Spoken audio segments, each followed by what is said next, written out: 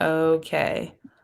All right. Hey, everybody. So we are back, and right now it's me, Constance, and KK, and we're gonna talk about IEPs and 504 plans, I believe, which I don't know that much about that. The IEPs, I kind of know some from experience, but I'm also still learning about that.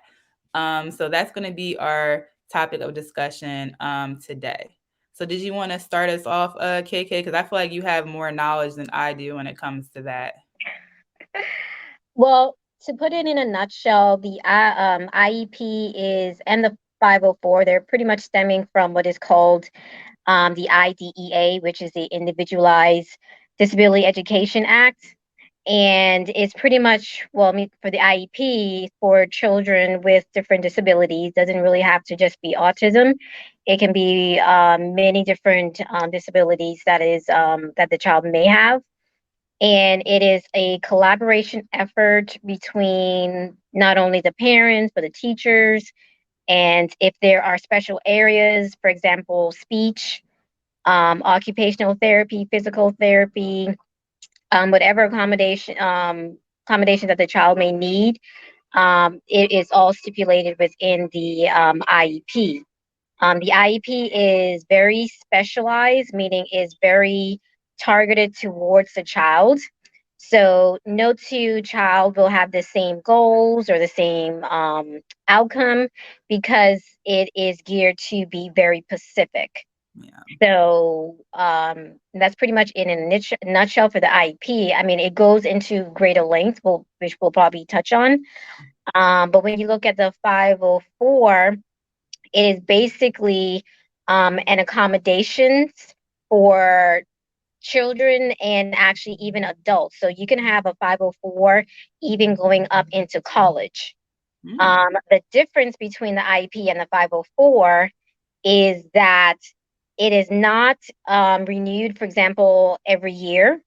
And it's basically for the 504, it's more accommodation based. For example, if the child needs to sit up close in the front of the class, then in the 504, it would stipulate that the child needs to sit up front because maybe their vision may be, say, not, say, 20/20, or they need to wear, maybe wear headphones or Oh, noise cancellation devices. They may need, rather than writing with a pencil or a pen, they may need to use a typewriter or iPad. So the 504 is more accommodation modification based. Um, okay. wherefore the IEP is more specialized, more specific for that child. So you don't necessarily have to have an IEP to have a 504. It just depends on the child's needs, if that makes sense. That does make a lot of sense. I feel like my son, and I guess because he's not in elementary school yet, they're not talking about the 504, but stuff like that would help him because kind of everything you said with the vision and him being close, he would need things like that on top Hmm. of his IEP. So he would need them both together, which I wish he could kind of have them now, but we only talk about, I guess, the IEP right now because he's only 4. Right. So, and also you have to be aware too that the 504, it does not hinder the child from doing anything that they're not capable of. Yeah. So, for example, if they are in, I think they still have PE. I don't know because they've been taking away a lot of different electives in schools.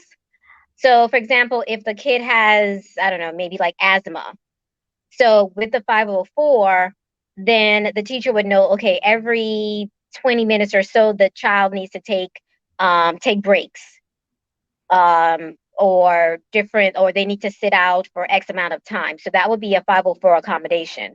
Okay. Um, Wherefore, if it's IEP, then we are looking more of how are we going to enhance or maybe bring out the best in the child to work on academics, social, emotional skills, that can carry over not only in the school but into the community at home. That type of thing. And I'm wondering if I was a parent who, didn't have a child with autism, but I could still use these things.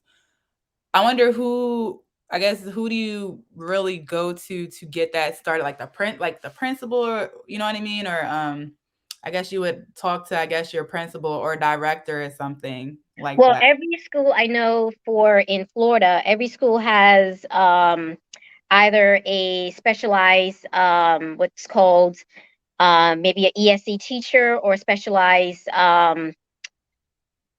uh, maybe like a guidance counselor. I'm not having the correct verbiage right now, but there are specific personnel within the school system. For example, if the child does not qualify for IEP, but is still able to get on the 504, they are that's who you would go to. So the Oh, principal, believe it or not, would not really even know about it.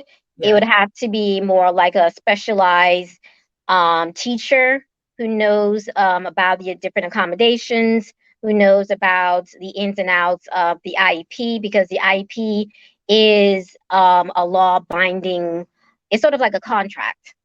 yeah, So I mean, you really have to go above and beyond, because like I said, it is law. It's a contract. It's a law that every child, if they um have been, say, qualified, then it is mandated upon the school that every um goals or anything of that nature has to be readily available for the child, because it is in the documents of the IEP. right.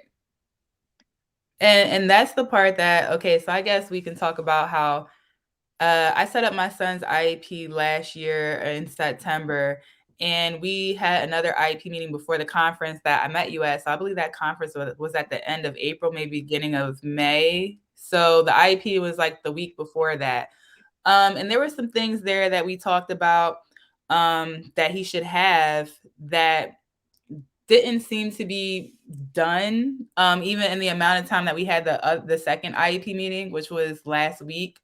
So just kind of talking to them and talking to some other people, it kind of seems like just because there's an IEP there doesn't mean that it will be followed. That sometimes you still kind of have to be on top of people and make sure that they are following the IEP, because if you're not kind of on top of them every once in a while, it looks like things can kind of get backtracked, you know, that Right. And unfortunately, that's not supposed to happen. I mean, with everything, you have your ups and downs. There's no perfect system.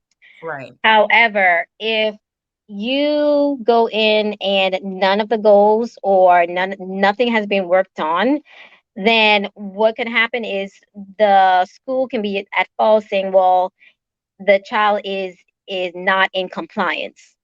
So what that means is that the goals that were supposed to be worked on never got worked on. Yeah. And Wait, the I think Tiana is about to. oh, she's on. Oh, okay. Yes, okay, here we go.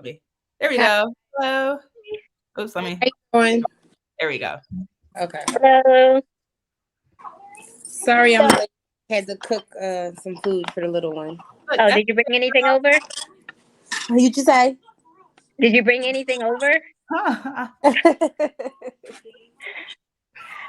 yeah. Um, Go ahead, KK. so what could happen is if the goals are not being have not been followed through by the teacher or the specialized instructor for like the SLPs or the OTs, PTs, then they have to provide detailed information of why the goal was not met. Yeah. And there's, I mean, a rigmarole of templates that you have to do to state why it wasn't met, and you have to say, okay, well, what can we do to either change the goals that were done previously or update to make sure that they are being worked on. Yeah. um I think that's a good one. So Tiana, Now, she was just explaining IEPs, if they're not as worked on, because I just had my IEP meeting, and I had two a month apart, and Okay. when we went over in the beginning, we went over some things that still weren't addressed by the second one.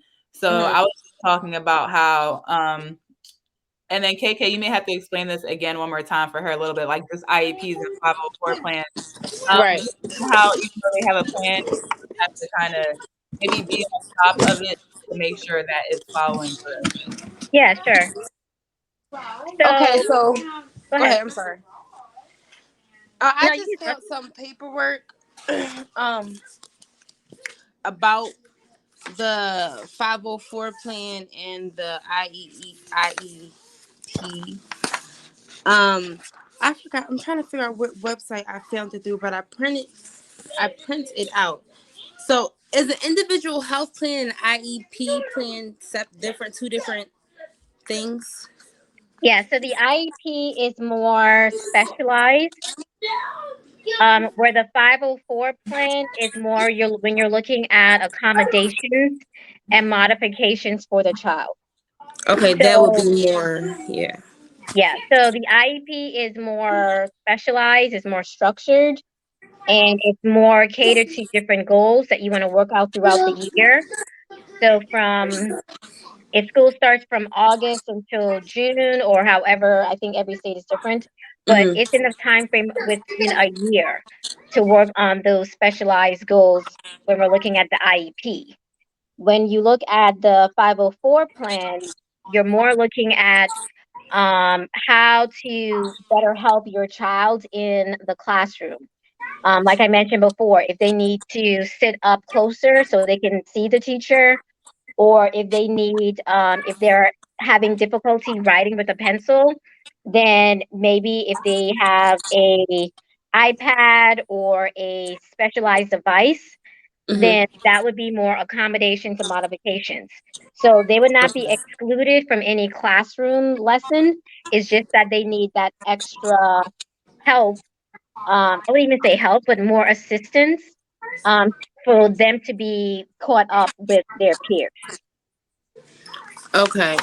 So I think I'm not sure if he needs both. Okay, so my son has a rare neurological disorder called Chiari malformation, where basically, in layman's terms, um, the brain matter in the back of his brain, has extended into his spinal canal, and he had to get surgery to remove some of the bone to make space for that. So he has been doing better, but he's not completely where he needs to be. I don't think he's ever going to be where he needs to be as far as normal. So he needs modifications as far as like breaks, drinking water. Um, if he has head pain, he needs to like exclude himself from the group of the class. He needs individualized attention. Like I guess he would have to do something to de-escalate the excitement, I should say. Okay. And how old is he? He's 5. He's 5. Okay, so I'm not a professional as far as doctor, neurologist, or anything like that. Hmm. But it would have to, if he's 5, so that would be he's in kindergarten, correct? Yeah, he will be in kindergarten this coming school year.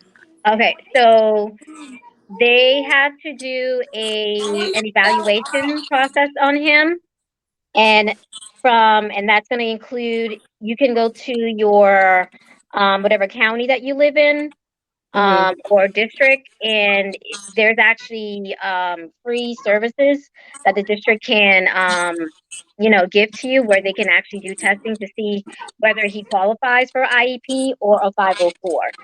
So it's Okay, just, okay. yeah, so they have to determine that factor. So I can't just say, "Hey, my kid needs XYZ and this is why," and get it. They have to test him. Yes, from, and again, I'm from a different state, but yes, Hmm. so the best part would be is to either go to your pediatrician, get explain the situation, and have that, and the pediatrician can either go to have you go to a neurologist. Um, but the main start out point is they have to do an evaluation to see whether he qualifies for IEP or a Okay. 504. And I'm not qualified to say which one he does or not because I can't determine that. Question: when you say they, do you mean the school? So does The every school, child? So every child should be getting. So in a perfect kind of world, every child should properly be getting this done so that the parents know. correct. Okay. Yeah. Because I will say I've had my son in daycare in the past, and he's gotten evaluations done. It's almost like I had to tell the teachers what I saw because they were just like, "Oh, well, I don't see the same thing," and it's just like, "But I'm telling you know what I mean?" But I'm Yeah.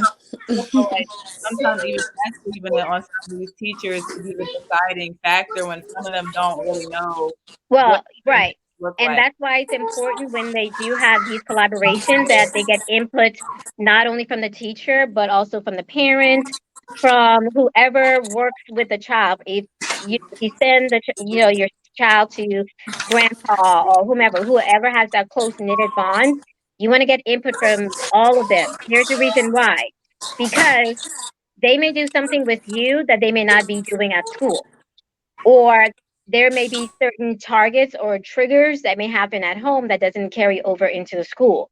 So that is why when you do the IEP, everything is structured and it's written in that document so everyone is aware. So when the teacher said, "Oh well, Kevin doesn't do this at school," and the mom's like, and the parents like, "Well, he does it at home." So you have to find that, I don't say that equilibrium to say, okay, well, if he doesn't do it here or there, so what can we do to tie in Yeah. those goals? Because one way or the other, it's happening somewhere, and we Right, right. just you know what I mean. So we Yeah. can't say it doesn't happen or it doesn't happen or it does happen. So just say it happens here or it happens, but we just have to find that Right. equal, spacing to say, hey, it does happen somewhere, but we just need to fine Right. tune those goals to work on it. I love how you worded that. Because it really is almost every kind of time I talk to someone, well, not every time, but a lot of times when he's with people who aren't with him as often, they'll be like, "Oh, well, he doesn't do it here." And it's like, well, it's also a different space. Like, if I'm telling you, then that means that's something that we should all just watch. Right, So, exactly. yeah. I love that you're saying that because I feel like that's definitely something. Because I talk to a lot of teachers and they'll be watching this, and I've been talking to a lot of therapists, and I actually am going to be getting together kind of another group of Black therapists when it comes to Mm. this because we're That's trying awesome. we're trying to push them out. And actually, one of them went to Shippensburg with us, which I didn't Oh, even. oh This is yeah. why this is why I love God because everything is just kind of falling into place. Mhm. Yeah, her name is Jessica. So I'll probably get Jessica on here one of these times and she's gonna share with us kind of some of the things she experienced. But Okay. yeah, so I'm really glad that you're saying all this. Tayana, did you have any other kind of questions or anything like that? Because this So is your I can't. I have some paperwork here. I can't really. I was trying to figure out how to flip the camera around, but it doesn't allow me to do that. So I'm just going to try to raise it. Um. So can y'all see? This is probably backwards. Can you see this at all?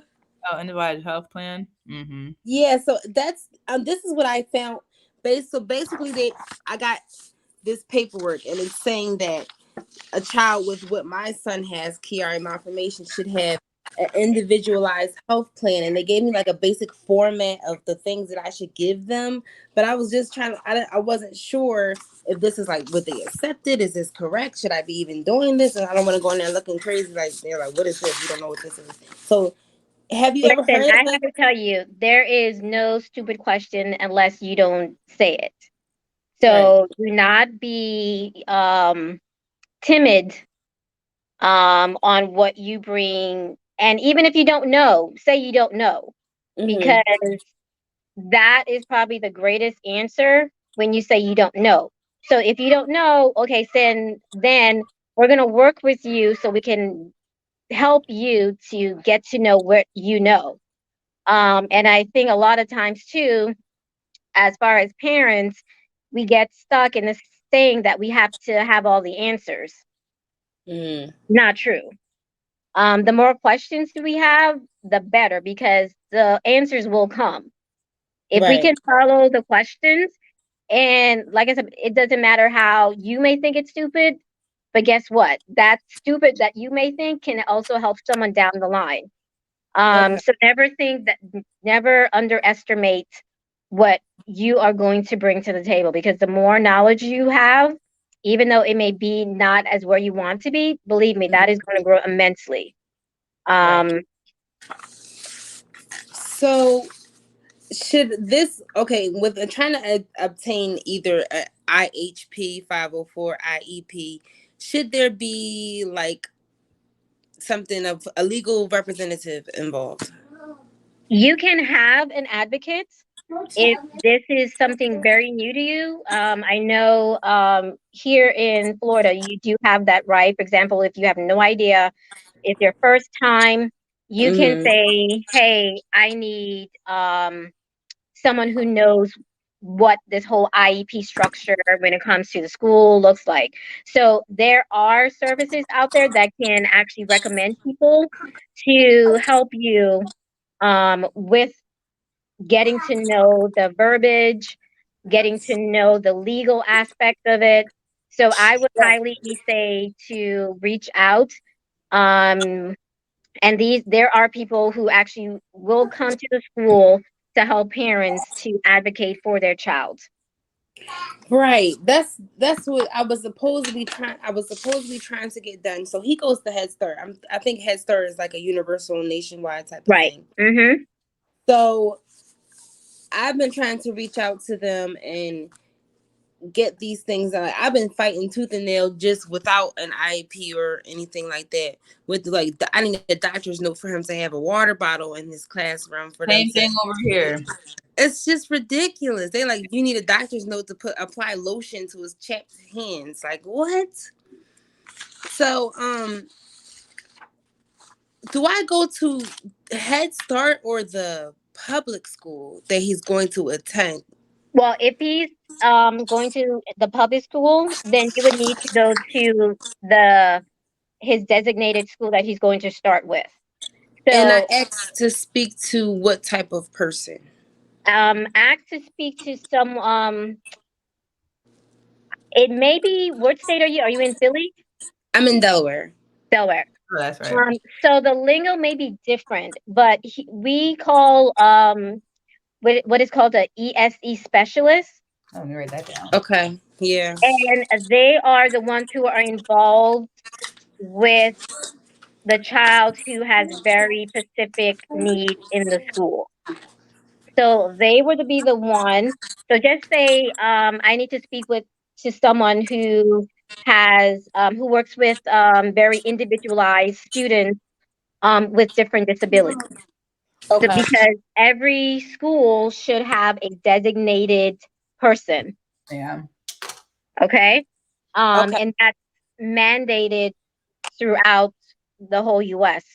I mean, unfortunately, because not a lot of states carried over, but that's neither here or there. Mm-hmm. But every county should have, or I'm sorry, every school should have a specialized teacher or specialized personnel who is working with very specialized students.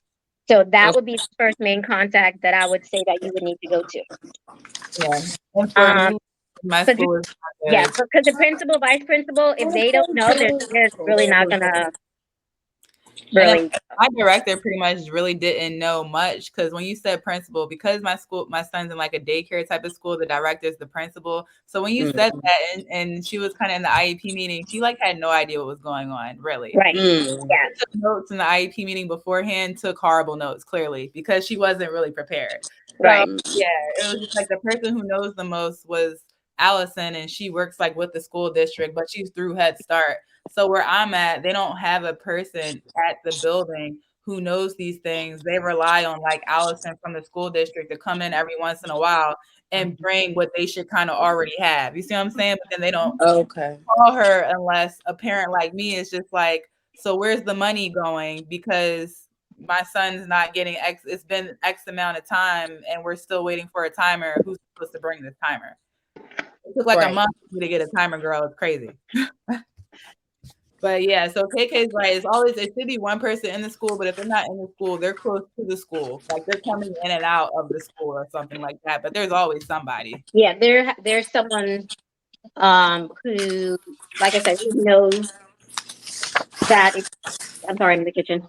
Um, who has that special training, that knowledge when it comes to getting the resources to parents. Yeah. Okay.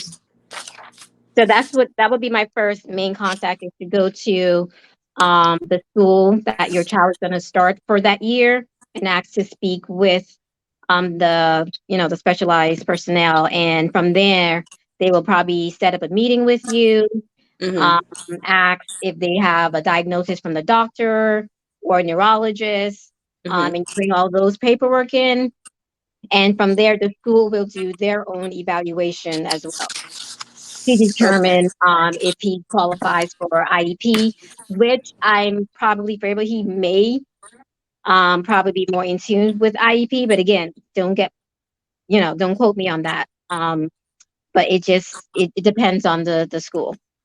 Yeah. Okay. Yeah. So I'm not sure where this paperwork is coming from as far as individualized health plan. I never Like, had that.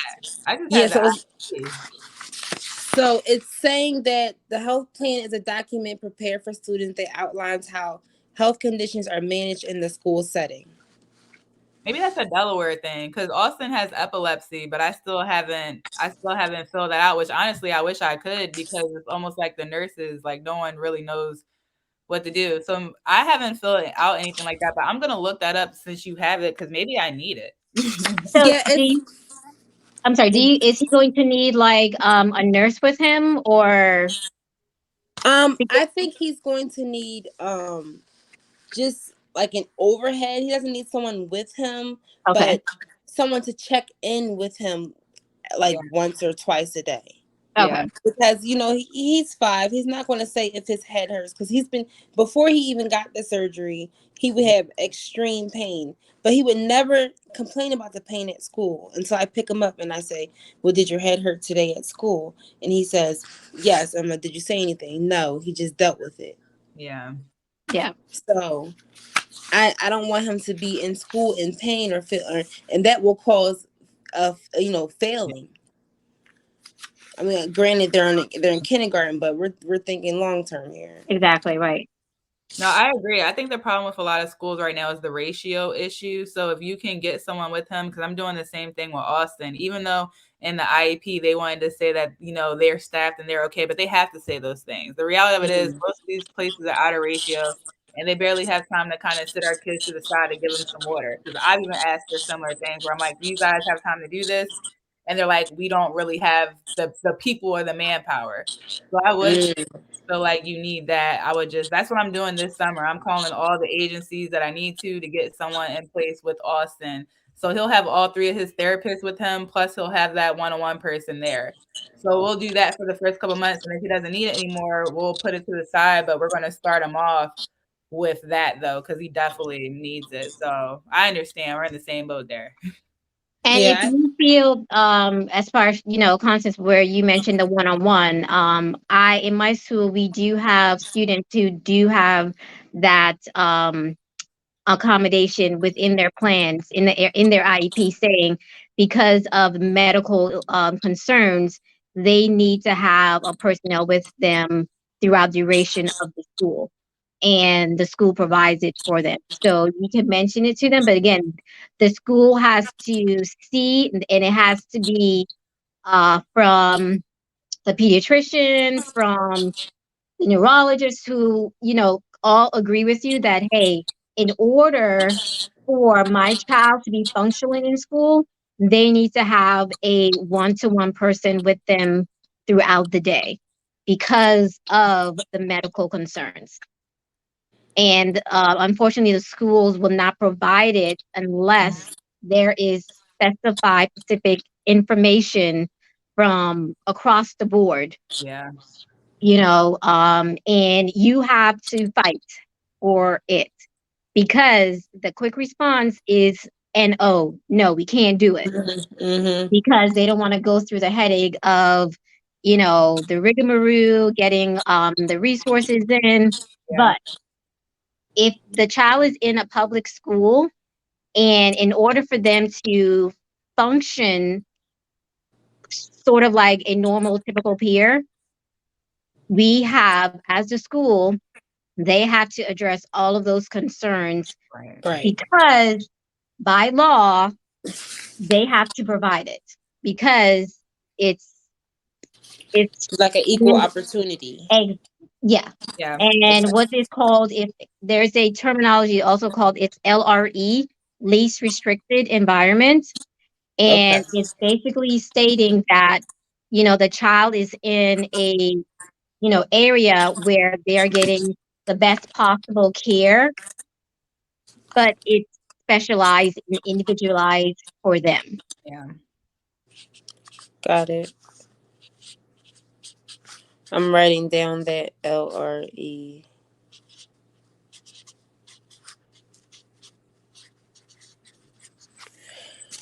Okay. Um, what was the other? There was one other thing. It just slipped my mind. Yeah, it has to come back around, come back to me. That's okay. Well, we're gonna get ready to wrap up because I see where we act. This was a pretty good topic, like with us three. Yeah.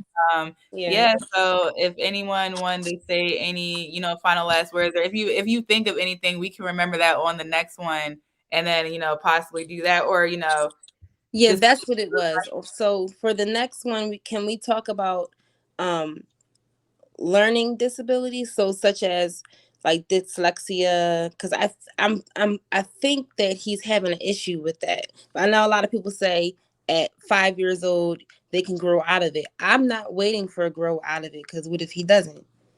You know what I mean? And he sees things, I mean, backwards. Like he's like, I wrote it right. This is how you write it, and it can be an X, but it's a plus or something of that nature. He writes his J's backwards and everything. So I think one kind of episode in every couple ones that we do that we kind of talked about before, we can kind of talk about that. But I know for Mm. that, I really want to focus and gear on like autism and trying to Okay. kind of put more about that. And then like I said, we can also add some of that because mental health does like play a part in that. But kind of for this, I'm really, really trying to push more people understanding what autism is. With those other things too, Mm-hmm. we also do need to understand. But for kind of this, I feel like we need to that really needs the push. And I don't want too many things getting lost and Mm-hmm. what the grand thing of what what I'm trying to do here. But like I was saying before too, if you also do your own kind of thing and speak on it, then we can all kind of help each other out. You see what Right. I'm saying? But Okay. that's what we're trying to do because that is a great idea. Mm-hmm. We'll also talk about that in the group and send some messages and see what everyone else has in mind for topics. Okay, great. So Sure. sounds good. All right. Well, thank you guys for being here and enjoy the rest of your Sunday because it's still nice out. So Yeah, you too. yes. All right, guys. Thank you. I'll talk to you. All right, bye, Bye. ladies. Bye.